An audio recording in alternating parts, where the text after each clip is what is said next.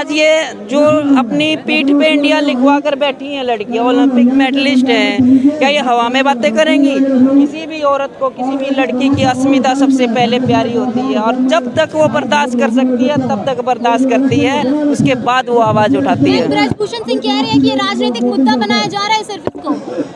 ब्रजभूषण तो बिल्कुल कहेंगे, वो एक पार्टी में हिस्सेदार हैं, सत्ताधारी हैं, वो तो कहेंगे। और उनकी जो कैरेक्टर की लिस्ट है वो आप सबने देखी है, लटकी हुई है यहाँ पे, तो वो तो बताएंगे ही। क्योंकि अगर लड़कियां बैठी हैं उनका सपोर्ट करने हमारी जो खापे, हमारे जो संगठन आए हैं, अगर वो ना आए तो वो न्याय की हम उम्मीद कर सकते हैं उनसे। आरोपी सांसद कहते हैं मुझे फांसी पे लटका दो, लेकिन खेल का समय, खेल खराब नहीं करो, वापस आ जाओ। उस आदमी को तो अपनी इज्जत इतनी प्यारी होगी, और ये जो देश की महिलाएं जो देश का शान बढ़ाती हैं, तिरंगा लहराती हैं, उनको अपनी इज्जत की कोई परवाह नहीं है। जो यहाँ पर बैठी हुई हैं उनको शर्म नहीं आती ऐसी बातें करने से? तो सारे सवालिया जो हैं उनके ऊपर लगते हैं। आज वो अपनी सत्ता का जो है जोर दिखा रहे हैं, उनको लगता है कि इनकी आवाज़ को दबा दिया जा सकता है किसी भी तरीके से। लेकिन खासकर मैं हरियाणा की बात करूंगी। हरियाणा में जब भी किसी बेटी की अस्मत में बात आती है तो कोई भाई या कोई माँ बाप चुप नहीं बैठ सकता। लोग ये भी कह रहे हैं कि परिवारवाद कर रहे हैं ये लोग। अब कहने वाले तो वही कहेंगे, परिवारवाद क्यों? अगलियों ने मेडल दिया, उस परिवार ने, उस बाप ने उन बेटियों पर मेहनत की है, इसलिए वो बेटियां निकली हैं वहाँ से, और भी बेटियां निकली हैं। अब उनकी काबिलियत पे आप शक करने लग जाओ, ये तो कहीं की बात नहीं हुई। वो ये कि अखाड़े के लोग जो आरोप लगा रहे हैं और वही लोग आना चाहते हैं फेडरेशन। मैं ये कहती हूँ हमारे समाज में आप एक नया कानून बना दो, एक ऐलान करवा दो कि जब भी कोई लड़की आवाज़ उठाए तो लड़की की तरफ कोई निगाहें गलत निगाहों से नहीं देखेगा, उसको आपराधिक नजरों से नहीं देखेगा, तो हजारों लड़कियां निकल कर सामने आएंगी। यूपी के मुख्यमंत्री ब्रजभूषण जी भी वहीं से आते हैं, वो कहते हैं आरोपियों को मिट्टी में मिला देते हैं, क्या ये कानून ब्रजभूषण पे लागू नहीं होता? तो ये तो पूरा देश देख रहा है, उनकी लिस्ट निकली हुई है, 38 तरह के मुकदमे उन पर दायर हैं, तो ये कौन सा महान शख्सियत होगी, कौन सा देशभक्त है ये? इनको क्यों नहीं मिट्टी में मिलाया जा रहा है? अपराधी बन के कभी भी इस्तीफा नहीं दूंगा। उनका घमंड बोल रहा है, ये उनका घमंड है।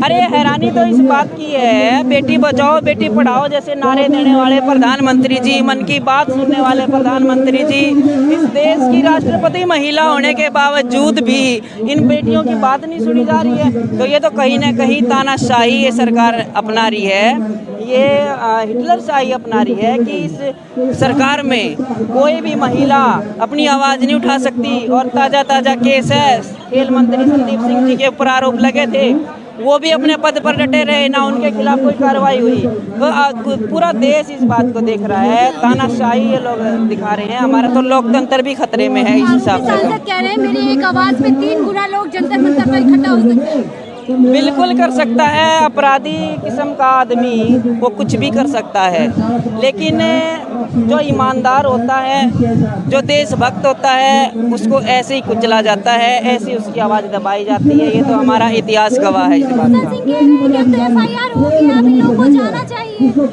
FIR तो होगी, लेकिन वो अपने नाकुश्ती पद से उन्होंने इस्तीफा दिया है, संसद पर बैठे हुए हैं।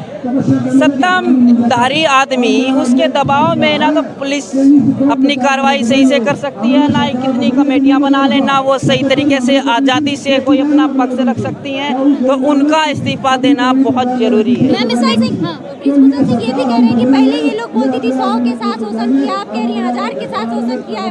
मैं ये कह रही हूँ, आप भी महिलाएं हैं, अगर आप घर से निकली, आप बस स्टैंड तक जाती हैं, जाते जाते 10 लड़कों ने आपको गलत शब्द बोले, किसी ने हाथ मारा, क्या आप उसका सबूत पेश कर पाएंगी? नहीं कर सकती। यही समस्या है और यही सवाल का वो फायदा उठा रहा है। जब ब्रजभूषण विनेश को बैठा के जब बॉडी शेमिंग की बात कर रहा था, तो वो विनेश उसका सबूत कहाँ से ला कर दे? जब वो किसी के साथ शोषण कर रहा होगा तो वो सबूत लड़कियां कहाँ से ला कर दे? वो अपराधी किस्म का आदमी, वो तो ये षड्यंत्र रच सकता है, लेकिन वो भोली भाली लड़कियां ये चीजें कहाँ से करेंगी? पहले मेरे साथ फोटो खिंचाती थी जब मेडल जीत के,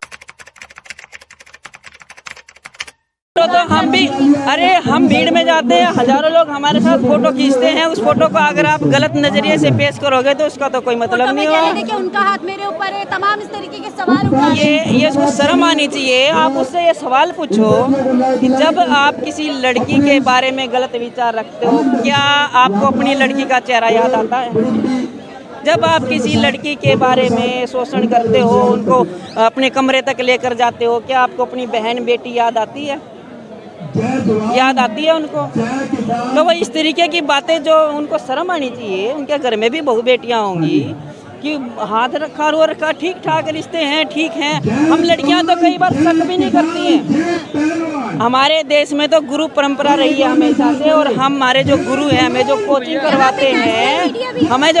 करवाते हैं या हमारे जो फेडरेशन के अधिकारी हैं, हम उन पर भरोसा इतना ज़्यादा कर लेती हैं लड़कियां कि ये जो कह रहे हैं ठीक कह रहे होंगे। इसमें कह रहे हैं कि कांग्रेस है वो समर्थन दे रही है अपने जो है पहलवानों को, महिला पहलवानों को, इसीलिए जानबूझकर भाजपा का नाम खराब कर रहे हैं सभी राजनीतिक दल। देखिए, यहाँ पर सभी एक इंसानियत के नाते सब अपना अपना पक्ष रखने आए हैं, समर्थन देने आए हैं।